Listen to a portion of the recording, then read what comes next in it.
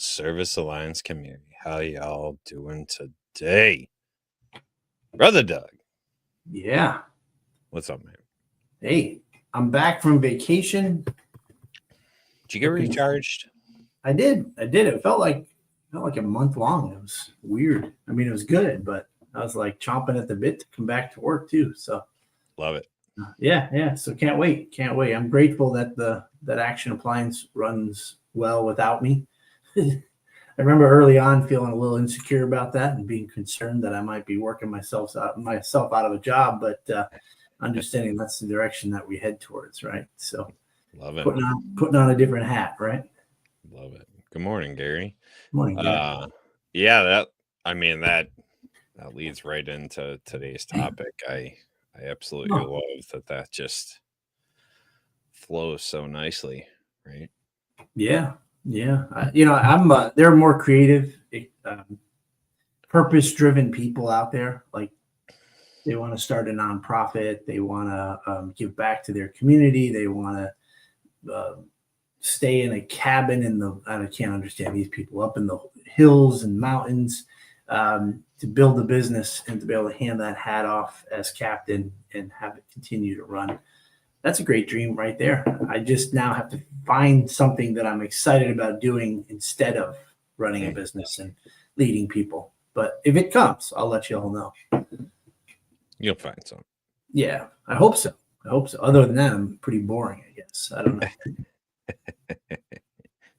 It's going to be a good topic. I'm excited to talk about building a business worth selling. How do we start now to structure our business and build along the way to get it to the point where we can actually pass that hat off, where we can retire, sell it off to someone else, and the business is going to run successfully. We see a lot of appliance guys. Yeah, I'm retiring, I'm selling the business and everything. And, we know they're overvaluing it because they got no employees. They only have a bunch of old parts from 1976 and one broken down truck and a phone number, right? There's no system. There's no process. There's no employees. There's no nothing. That's not a business worth selling.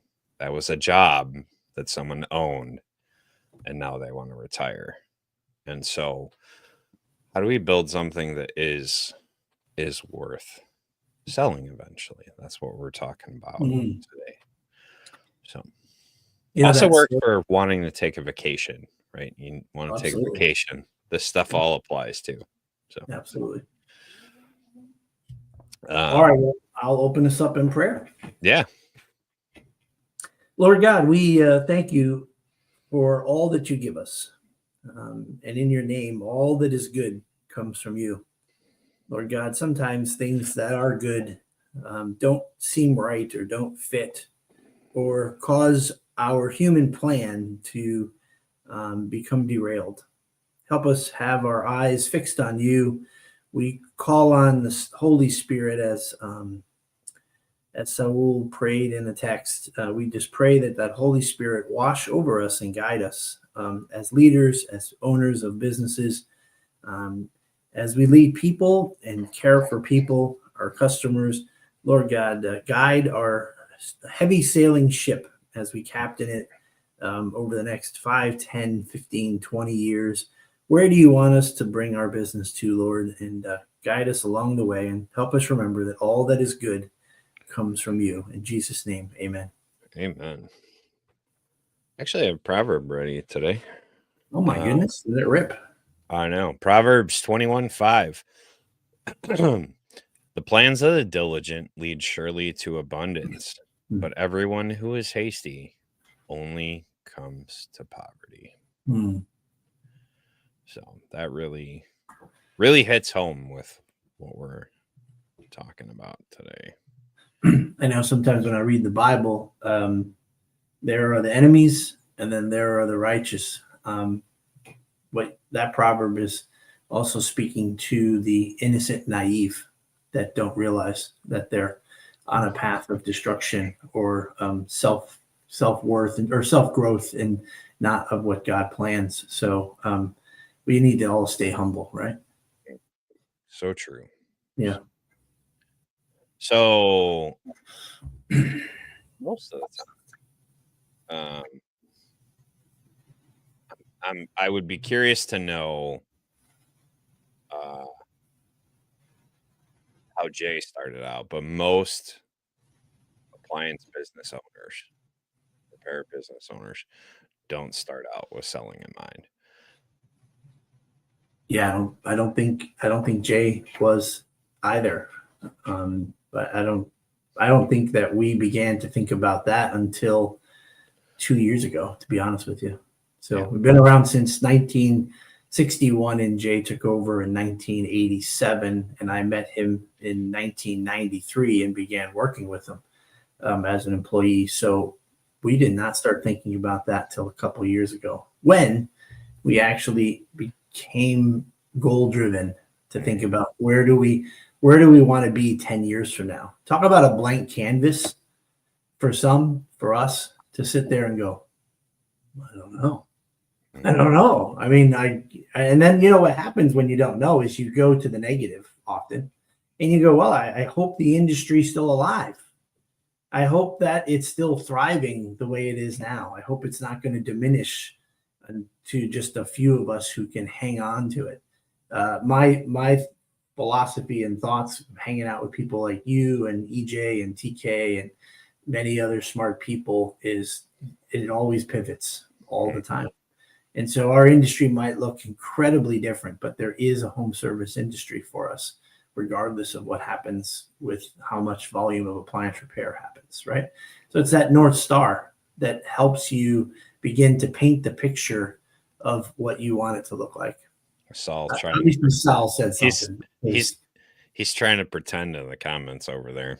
Oh yeah, yeah. I know for So Sal, he's older than all of us. It's so funny that yeah. he just comes in at this thing. Yeah.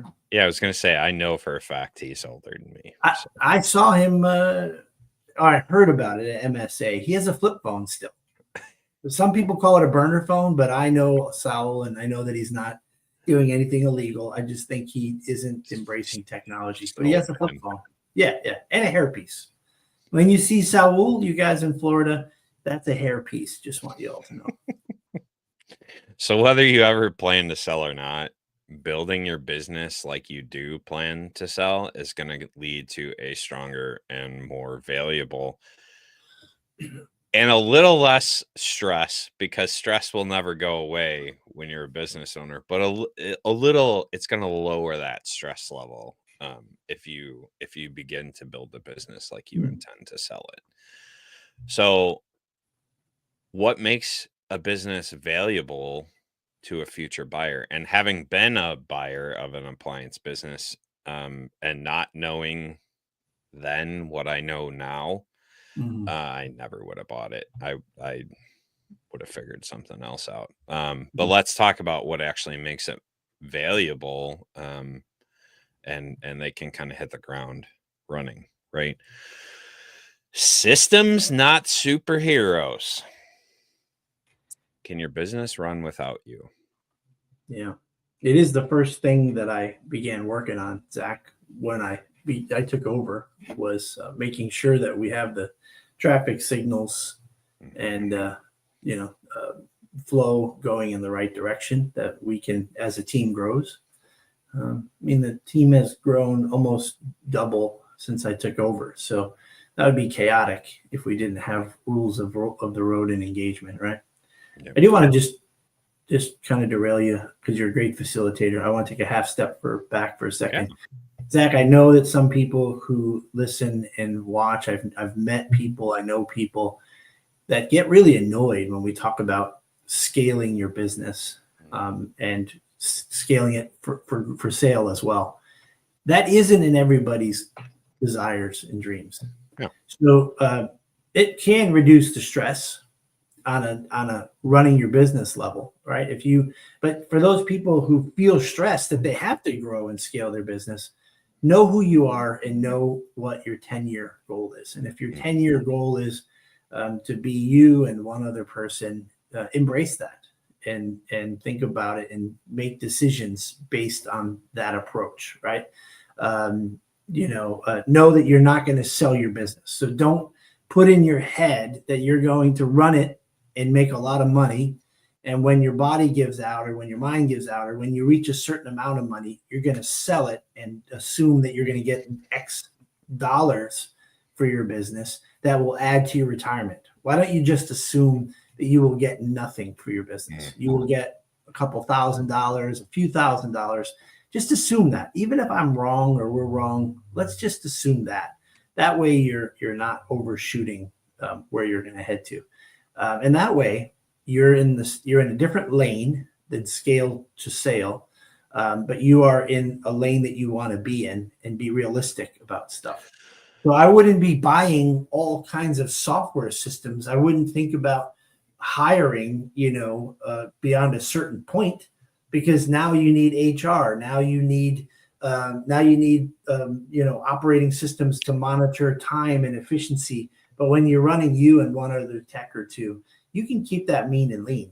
But don't go crazy unless you're planning to assume and not necessarily sell it, but assume that you're going to sell it. It's a different lane altogether, in my opinion. I disagree. I just hate people that are bitter and resentful and they don't need to be. They shouldn't be. When I go to ASTI or PSA and there's a class and the class comes out and somebody says, man, it's always about it's always about growing your business. I don't want to grow my damn business. Yeah. You don't have to grow it. You can stabilize it. You can make it strong, and you can make sure that as long as you're not, but then I hear some of those same people going, I'm going to run it and sell it, and that's going to be my retirement. Now I know that they're in a fairyland. Yeah. Because that's not going to happen.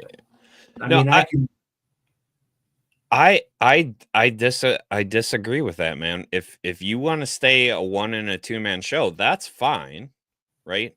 But you should still build it like you intend to sell it. Why? Because do you want to take a vacation? Do you want to be able to do something? Do you want to be able to, if you're a 1 and a 2-man show, you still need those core things in your business to make sure that it runs so you can go up to the cabin in the woods. Whether it's having an answering service to make sure that your customers are taken care of and know, hey, while I'm out of town, you're going to call this guy and he's going to take care of you, and I'll be back in town in 2 weeks. If you want to wait, I'll be back. You need some systems in place to make sure that can happen. Listen, I completely agree. Owner, operator, if you're answering your own phones, oh my goodness, what are you doing, man? You're not doing it well. You can't do that and meet people, fix appliances.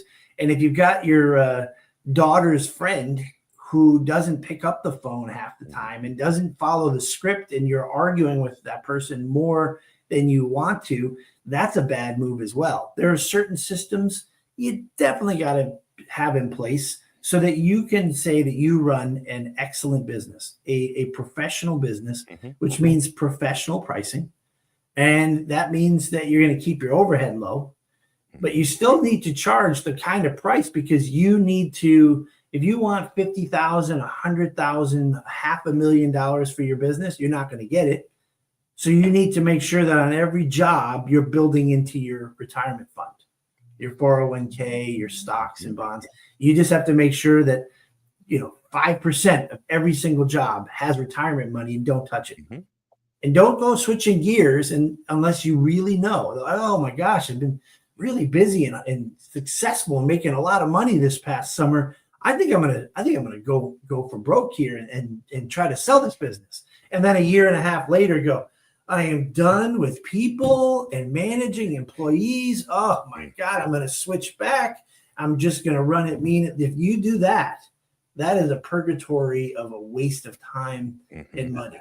Either charge the right price, provide world-class service, and build your retirement fund, shut those doors, maybe get a little bit of money, or stick to the lane that we're about to talk to. Sorry about the half step. It really was 5 steps back, Zach, but I like when we argue.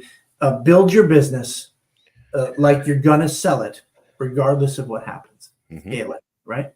Yep. And so let's just hit all the points that make it valuable to a buyer, And let's see how they apply to someone who just say wants to retire in 20 years and go Mhm. to the fishing cabin and doesn't really care about selling the business, right?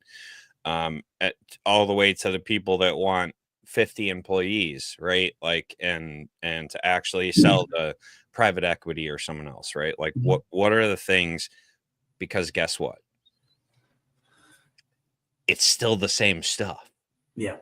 It's Yep. still the same stuff. It doesn't it whatever your goal is, it doesn't change, and that's why you need to build a business worth selling Mhm. no matter what, whether you Yeah. intend to sell or not. So here's the things that make it valuable, and then we can discuss. Systems not superheroes, right? It has Mhm. to be able to run without you, or to be able to transition off to someone else, right? There You- has to be something in place where Yeah. if you're not there, something is getting done in some way, shape, or form, right? Sure. Solid, consistent revenue and profit. I don't care if you're a one man show, you need solid, consistent revenue and profit, right? Mhm. A loyal customer base, recurring clients, right? Mhm. A strong online presence and brand reputation, because listen, the phone books just ain't doing it anymore. It's all about the online internet. What's a phone Uh book? exactly. No. You were in that You once know. upon a No, time. no, no, no, no. That's why it was a action. Uh clean Oh, clean financials, clear reporting, and no hidden liabilities. yeah. All of those apply. I don't care. I don't care if you want to grow your business to a huge behemoth or if you want to be a one two man show. Mhm. Every single one of those things applies to run an Sure. actual business and not own a job. So it's all about duplication. It's all about being able to sustain that. And so SOPs are very important. And don't build on something that you can't guarantee will be there forever. So you have a rock star tech. That's just you share the numbers of what this tech does, blows everyone's mind. Yep. That's a unicorn, and your next hire will not be that. So you have to think about what is reasonable, and then average that. You have to come up with averages of what someone else can do. So you can't, hire another. You could hire another unicorn, but it's going to be hard to do. So SOPs very important. I'm about to head back to work, and potentially I'm dealing with at least one, maybe two transitional people that are leaving the company. And they're pretty integral roles. So that means that I've got to have good systems and training in place so that we don't struggle in a great way to get back on track again. So, and you don't know when that's going to happen. So while I was on vacation, I found out about one. And so we're going to go back and talk. And if we can come to terms, that's great. If not, we need to have those standard operating procedures and training in place to keep things going, when we have a flat tire. Well, and that goes right into the next set of points, right? You got to stop wearing every hat. You have to be able to delegate and you have to document those processes. Your techs and CSRs should be trained to follow SOPs. Whether you're a one, two, three-man show, right? You have to be able to pass some stuff off. If you're a one-man show and you're still answering your phones, stop it, stop it, stop it, stop it. Just stop it, right? It's too much to do in the course of the day. Something is going to get dropped in juggling everything that you're doing, right?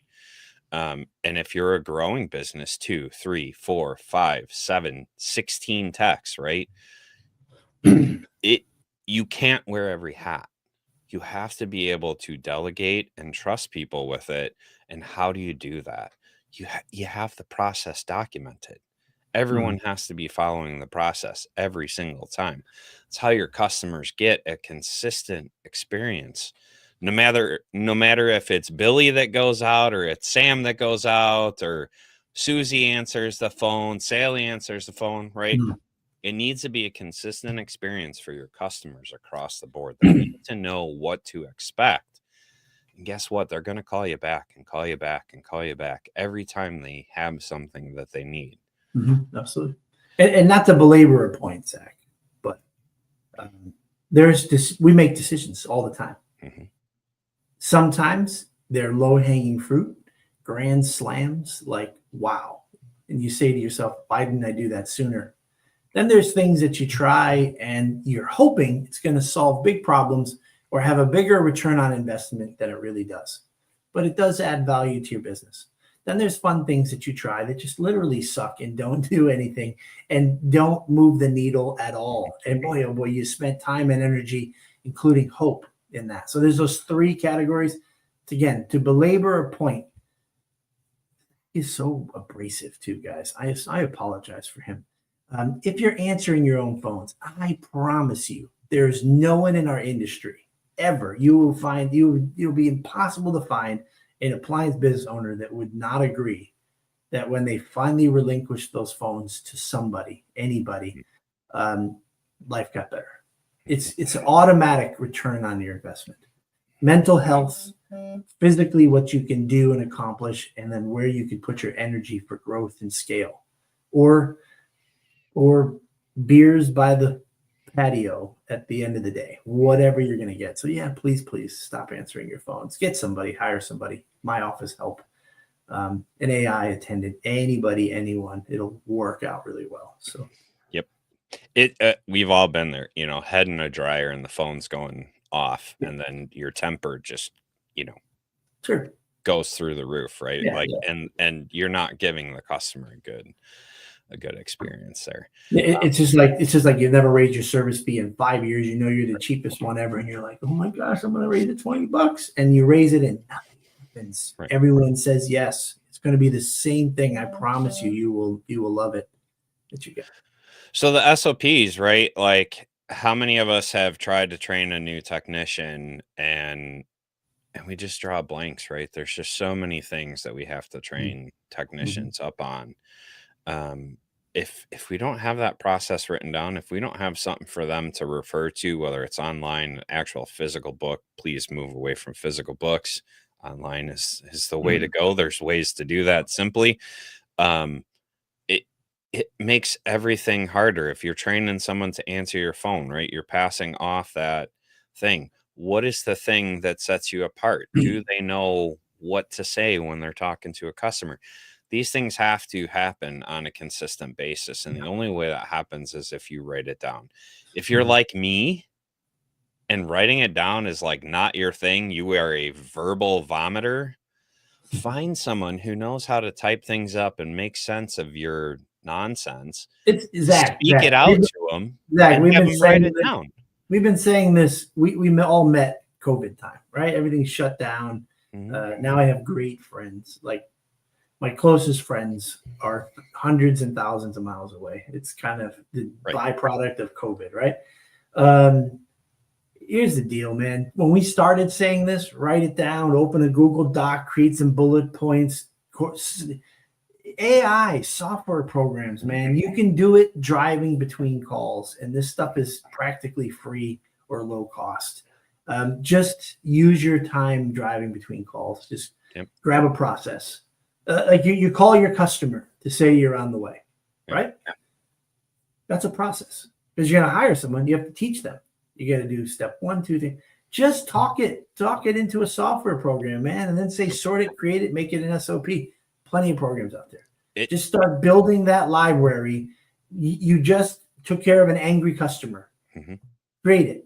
Just talk into something and say, this is what my goal was when I got on the phone. These are the things that I offered. This is what I'm going to do each and every time I have an angry customer. You just built dealing with escalated customers. Write an SOP for a future employee. Yeah. Listen, last year we hired 7 techs. This year we had a goal to hire 7 more. Our training program, I know in 5 years we'll look back on it and go, how the hell did we do it? But we did it with what we've got, and it's always going to change. It's always going to improve and get better. As a matter of fact, there's plenty of vendors out there and software companies that we work with that they're just resting on their laurels of what they got. And they're going to be overtaken. Like CRMs are being overtaken. There's so many of them coming around now. Any of those businesses are sitting back on their, you sit back, you're going to lose. You lose, you snooze. So love it, man. So yes, Go find a free software program or AI and just get it done, right? So numbers that matter. This is Doug's favorite thing. Your profit margins, your cost of doing business, your cash flow, they need to be trackable and predictable Yeah. within reason, right? We know there's a certain margin there. So I don't think, I got to be perfect and I have to know every single, you know, cent that comes. There's a margin of error, but roughly no, right? You have to have some trackable and predictable outcome Yeah. with your numbers. Track your KPIs, your average ticket, your first call completes, your reviews, your customer retention. Track that stuff. Is there something that's important? Is it recalls, right? Like, what is important to you to track? Pick those 4 or 5 things, like Doug has Mhm. talked about before, and make sure that you're tracking them and make sure that you're explaining why it's important. Whether it's yourself, you have to understand, you know, what's going on, what do I need to improve on as a solo guy, or if you have 18 technicians, what's important, what do I need to train on, what do I need to teach people? It again, 1 or 18, it doesn't matter, it's the same principle. You have to know where your weaknesses are so that you can improve on them, and you have to know where your strengths are so that you can embrace them and accelerate your growth, whatever it Yeah. is, right? That's right. Your numbers tell you most of all of that. And that kind of answers Saul's question. I think that is the key. If you don't have that, is to know your numbers. Know Mhm. your numbers as a business, know your numbers as a technician, know your numbers as a CSR call taker. What are your expectations for those three roles? The owner, the technician, and the CSR, right? And that way you can tell. You can be predictable, Andrew. I don't know if you were just being it's a salty Monday morning, or you were being sarcastic, or you're actually questioning whether things can be predictable. But you can. And when you're old like me, and you're tracking those numbers for a really long time, you can see things fluctuate. Like I'm saying that this year is the closest to a pre-COVID year that we've ever had. And no one's like, of course that's the case. No, I'm saying like spot on, Mhm. like literally call volume and everything. Because our call volume shot through the roof because you couldn't buy stuff, you couldn't get the stuff you wanted, and you were afraid to go out of your house, right? And those all things different happened at different periods of time from 2020 to 2023, even 24. It's kind of back to where it was, and we just keep on going. So the, it's the not hard. guys the guys that I know that have been doing this a long time, they are echoing that sentiment. I'm seeing it myself. We are returning to the pre-COVID levels. This, right, that artificial growth within COVID, that it was just that. It was artificial, right? The chaos that came with COVID, it was just completely artificial for the home service industry. 2025 has really seen a return to those pre-COVID years. This is that predictable pattern. Doug, when's your slow season? I bet you I know what you're going to say. We're not really having one anymore, but I'd say, Your slowest season. What's your slowest season? oh, January, March, Yeah, February seems to spike up a little bit, but January, March, April, maybe 3 months out of yeah. 12. But this past year, Zach, even our slow months were better than any record. They were all record months. Right. So there is this line. I'm sorry, you're going on a point. So I'll not. Well, in the northern climates, right? Because we're in the northern climate. Typically, once Christmas is over, we kind of dip off. And we have some spikes here and there. February, right? February is one. We might have a little spike in May, but typically until Labor Day or Memorial Day, Sure. we don't really hit busy season in the No. northern clients until Memorial Day, right? That 5-month period, we're gonna have some spikes. we're going to stay pretty consistent, but it's going to be slower than Mhm. it is from Memorial Day until Christmas. Yep. Every year. It's predictable. It hasn't Northern or southern climate, it might be a different time. There might even be exactly. different reasons, but there's a Exactly. predictable pattern of busy and slow months. And to Andrew's point here about being overinflated, let's just flip that around into a positive. Um, are you at your maximum capacity in the busy season to be able to handle your customers in a period of time that they're willing to wait, or that you don't lose them, that you can maximize your opportunities in, in the northern hemisphere? That's June, July, August, September. Those are our big months. Can we be staffed well enough? Mhm, That's our goal. And then there's that pull of like, holy crap, what do we do in January, February, mhm. March? Um, it it's broader focus. What else can you get into, Andrew? You're already in the house, my friend. What, or not just you, Andrew, but what else can you expand into? Preferably something that is the opposite of Mhm. appliance repair, like up in the northern areas here, and I think out in your part of the country there's a lot of Yep. gas fireplaces is a nice little niche market that I know a Fireplaces, few business. grills, What's that? fireplaces, grills. Yeah. So I know a bunch of businesses up in two of them in Chicago that use that as part of their slow season kind of filler. Because that's when people want those repaired. That's right. Yeah. The end of the summer comes, they turn the heat on. They're like, oh man, I got to get this gas fireplace tuned up.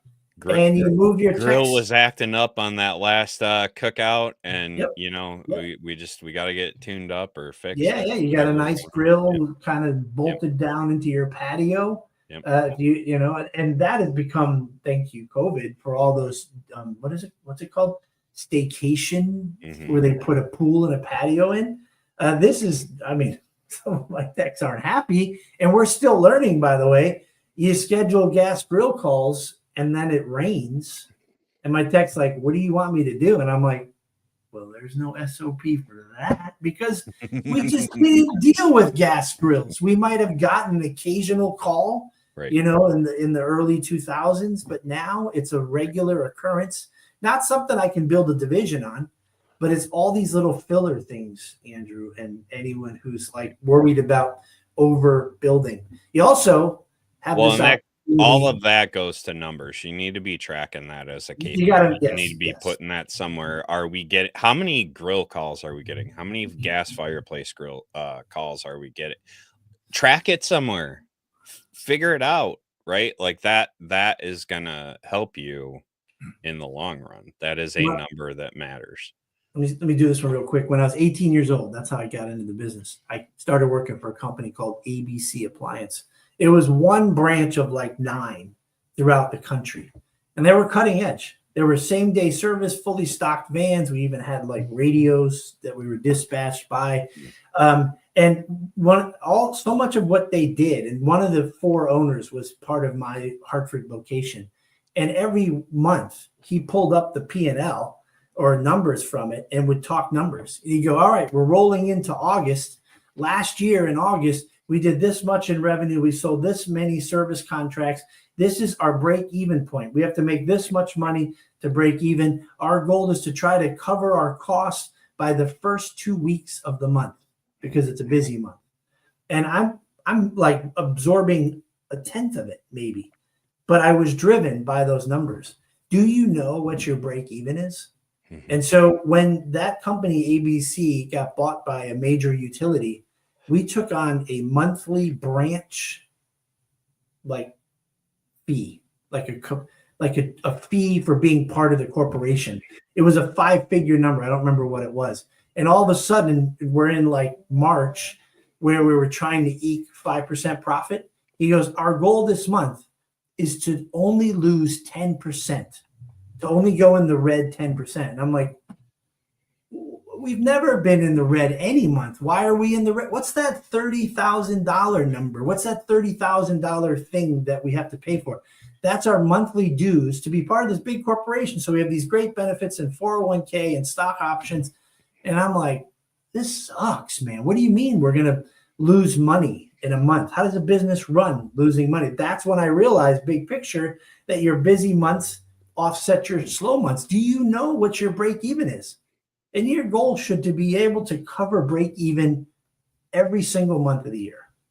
That's diversifying and adding new services and things that you can do to help the bottom line to break even or even to make a profit in your slow season. Yep. Right. And then you get the luxury, because the other topic I think that's important to this recipe that you're building, Zach, is bringing on the right people. Mm-hmm. Don't get desperate. don't take shortcuts. Don't settle. It works for a short period of time until you lose your cool and you fire them, or you decide to change your whole business model because of one bad hire that you hired. So just don't hire bad people. You got to bring on good people. So guess what? Overinflating or bringing on, looking for rock stars, when the slow season comes, if you do have to pivot, you get to let go of the people who don't get it, don't want it, or they don't have the capacity, right? If they don't get what we're trying to do, if they don't want what we want for our customers and for our company, if they don't have the ability to pull it off, you got to let them go. So it gives you a chance to trade up and let go of some of the team that are bottom feeding, that aren't doing the job well for you. Yep.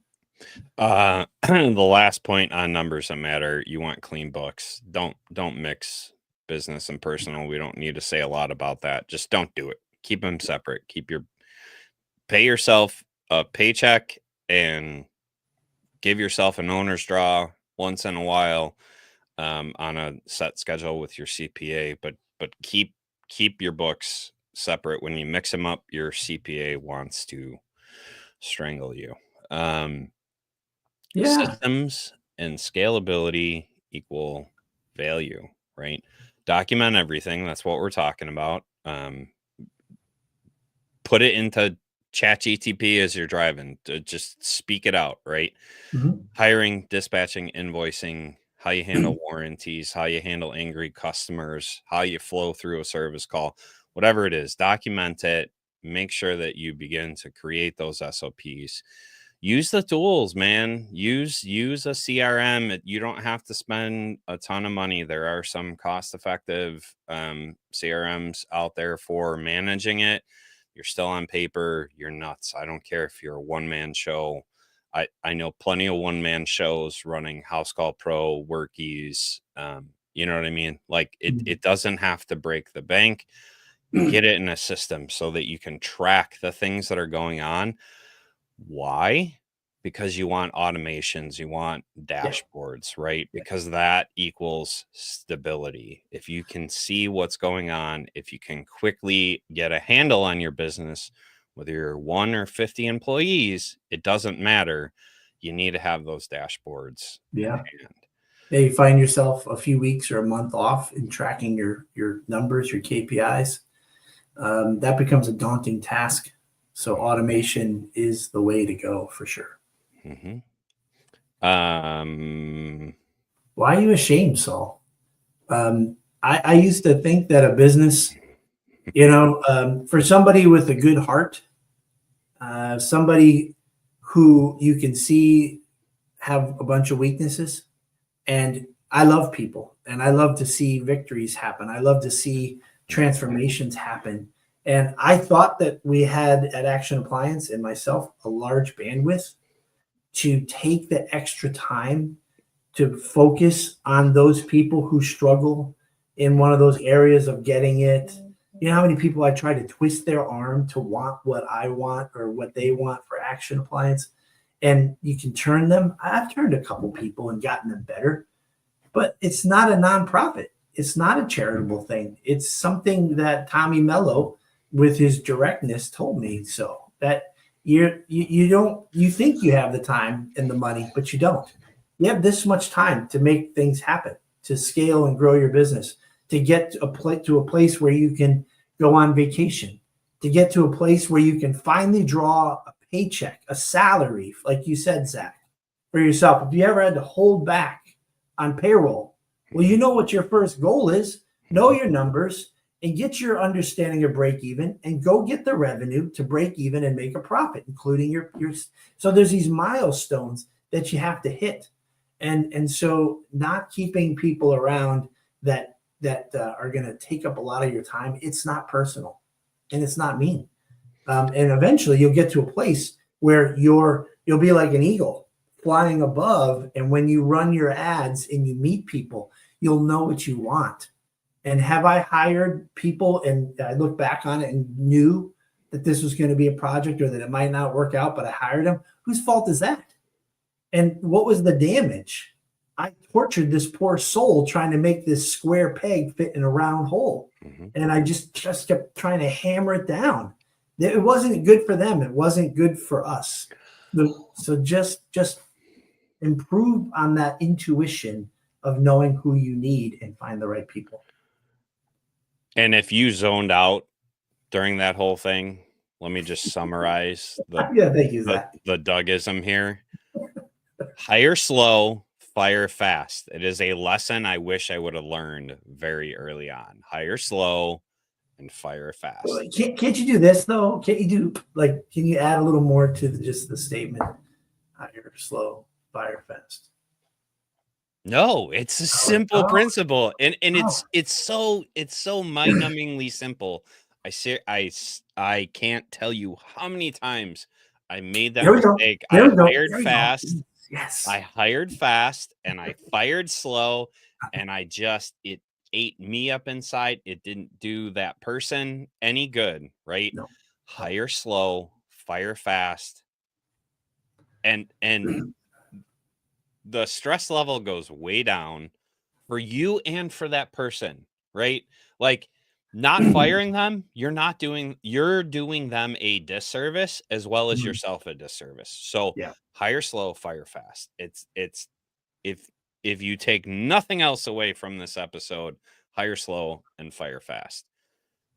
It's the way you got to do it.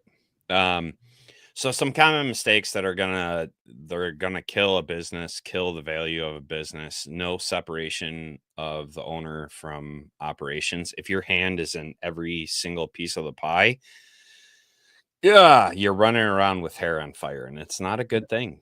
Yeah. It's just not a good thing. Inconsistent service or quality, customer experience, right? So Andrew, coming up on 500 reviews, and 3.5 years in business. That's consistent quality service to the customers. If you don't have that, you're going to kill your business, right? And if you don't have that, it's probably because you don't have a process in place. Whether Andrew's written it down or not, Andrew has some sort of process. I encourage him to write it down, but get that process in place so that your customers have a consistent experience all the time. Handshake deals, no contracts, no documentation, right? It's just a dumb way to do business. Make sure you document even, hey, we agreed to this repair. Here's what the warranty is. Make sure it is documented for the customer and for yourself. You're protecting yourself. Not knowing your numbers. We Doug and I pound on this on a consistent basis. You need to know your freaking numbers, right? It is very important to do that. Not paying attention to the taxes that you're going to have to pay at the end of the year. You should have a rough idea. You should be talking to your accountant, your CPA, knowing roughly what you're going to have to pay in taxes, whether quarterly, 6 months, a year, whatever it is. You should have some sort of an idea. Pay attention to that.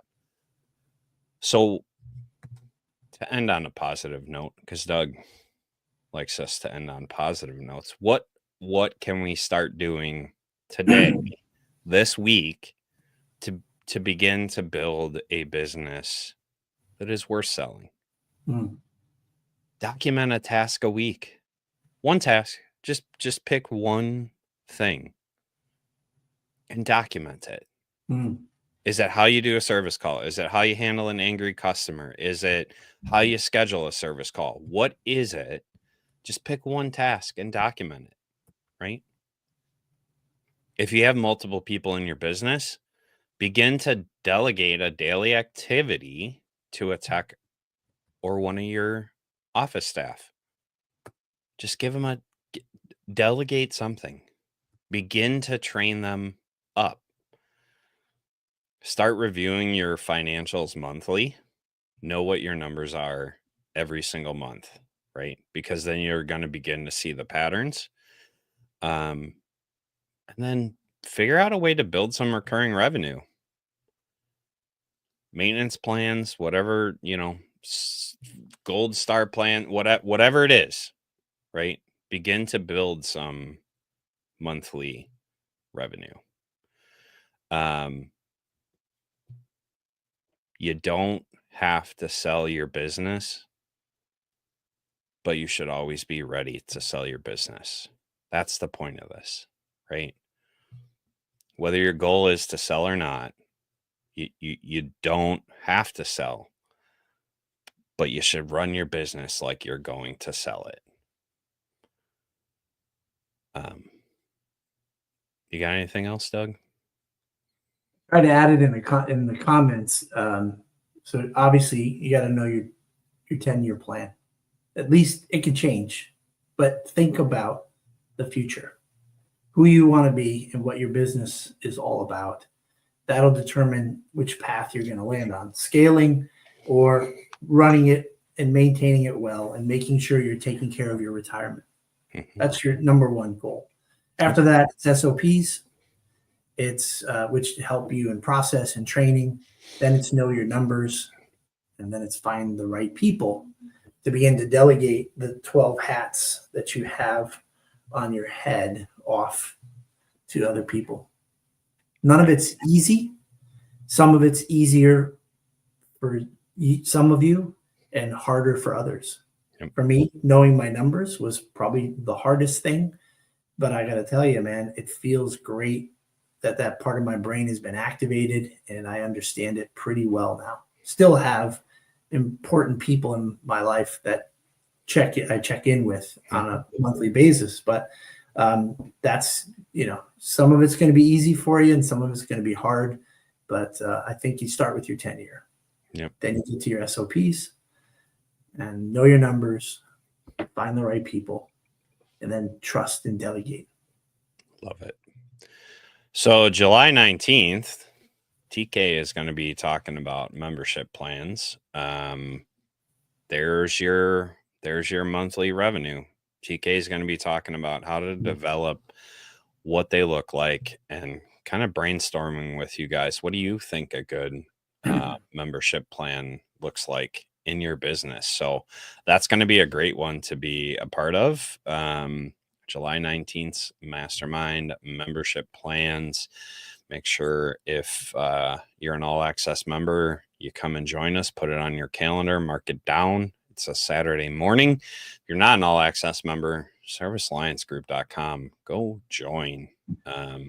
Tons of stuff there on Service Alliance Group. Zach, that service plan, membership plans, that is a key branch in scaling and growing because that's reoccurring revenue that happens because people have signed up before before the repair, before the issue. That's reoccurring revenue. When you sell your business, you can almost be guaranteed this part of that revenue stream to be just a flow that comes in. Great way to keep your techs busy in the slow time too. So that's when you schedule those maintenance items is during your slower seasons. It's a great way to keep your people working. So yep. And Andrew's last comment there, just in front of it, Andrew, just so that I belabor an issue before be profitable and hire the right people is figure out your 10-year plan. Figure out where your business is heading because everything makes more sense and has more purpose when you know where you're going. And I know where you're going, Andrew, because I saw you, was it in Florida? I walked into the building where Service Alliance was hosting an event after ASTI. And I saw Andrew up there doing karaoke. And I realized this guy has star talent. Andrew could be on a stage and entertain so many people. So Andrew, you got to get your business running and working so that you're off the road and you've got your country hat on in your boots and you're on stage singing and making people smile, because that's what you do really well at, Andrew. So I say that's part of your 10-year plan, Andrew. Love it. Love it. PSA coming up in September. We are teaching 5 or 6 classes down there. Keynote speaker is a good friend of mine, Tom Howard. He is VP over at Service Titan, as well as built a bunch of extremely successful businesses, scaled them and sold them. He has some stories of struggle and what it took to kind of turn some companies around. So I'm very excited for his keynote at PSA in September. We're going to start dropping a ton of information. We've done some interviews with the leadership over at PSA. Those will start dropping on YouTube as well. So pay attention, mark it on your calendar. It is September 22nd to the 26th, I believe.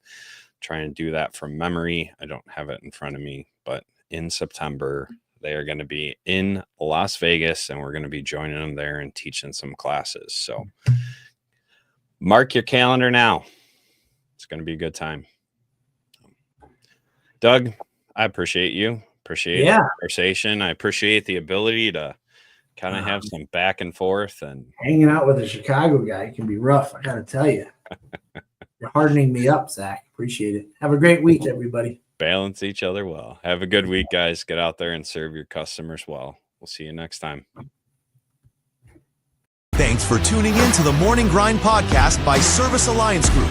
Subscribe to our channel and make sure you visit our website at servicealliancegroup.com for appliance repair business resources.